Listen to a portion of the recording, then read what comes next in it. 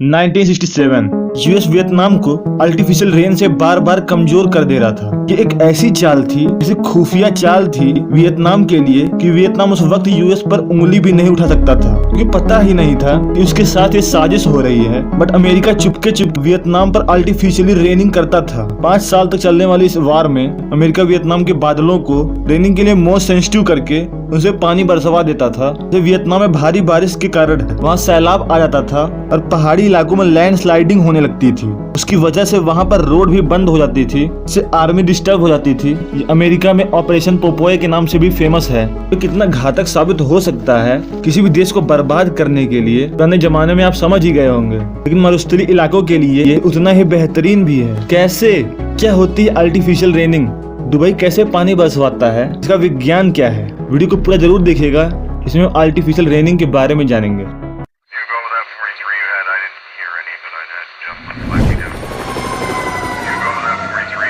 दोस्तों, दुबई बाहर से जितना खूबसूरत और ऑर्गेनाइज किया गया है, उतनी ही दर्दनाक है दुबई की हालत। दुबई की इस ऑर्गेनाइज क्रिएटिविटी की सच्चाई ही कुछ और है। 50 डिग्री टेम्परेचर की गर्मी वाले इस इलाके में मीठे पानी के लिए प्रकृति के द्वारा कोई भी प्राकृतिक व्यवस्था नहीं है। बाहर से इतना खूबसूरत दिखने वाला दुबई अंदर से बुरी तरह से सूखा हुआ है, और यहाँ बारिश भी साल में 5-6 बार ही होती है। अब यहाँ समंदर तो है, और समंदर का पानी बहुत ज्यादा खारा होता है।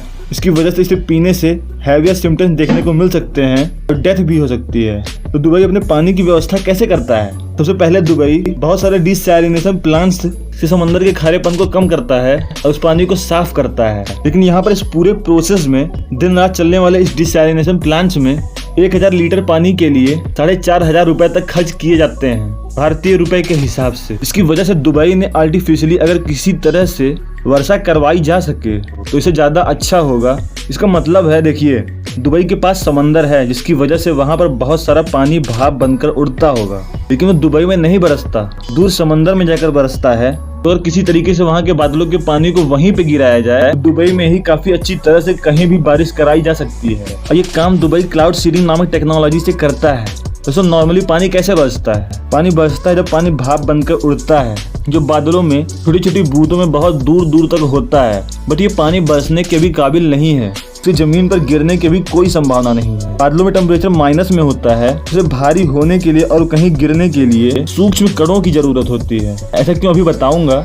वो कण धरती पर से भी उड़कर जा सकते हैं, स्पेस से भी आ सकते हैं। यकीन मानिए, हमारी पृथ्वी हर साल 10 लाख टन से भारी होती जा रही है, क्योंकि सन का चक्कर काटते वक्त ये बहुत सारे माइक्रो मीटियोराइट से होकर गुजरती है। ये धूल के कण जब बादलों पर पड़ते हैं तो पानी इन्हें ट्रैप कर लेता है और बर्फ में जम जाता है। इसकी वजह से आजू बाजू का पानी भी चिपकने लगता है इस बर्फ से, और ऐसा पूरे बादलों में होता है। बादल भारी होने लगता है और बर्फ नीचे गिरता है। कुछ दूर चलने के बाद एनवायरमेंटल कंडीशन की वजह से वो अपने रूप को बदलता रहता है, यानी कहीं स्नोफॉल तो कहीं बारिश।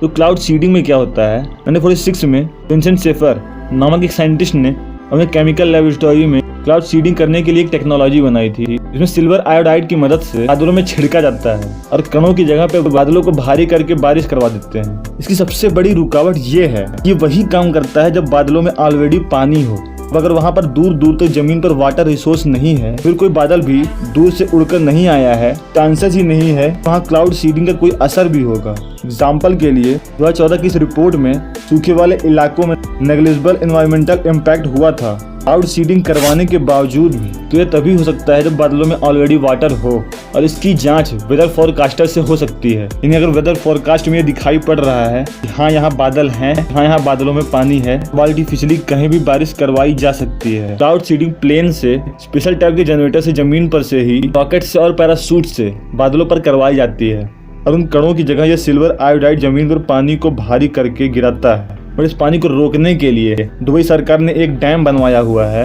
और उस डैम के ऊपर क्लाउड सीडिंग करवाया जाता है। इससे वहाँ मीठे जल का जुगाड़ होता है, और दुबई सरकार 4500 रुपए से 60-70 रुपए तक पानी को सस्ता कर पाई है।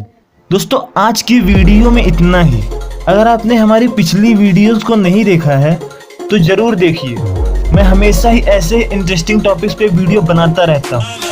सब्सक्राइब करिए हमारे इस YouTube channel think for you को, और अगर पसंद आई है ये वीडियो तो शेयर करिए, लाइक करिए। और दोस्तों, इस वीडियो को पूरा देखने के लिए आपका बहुत बहुत धन्यवाद।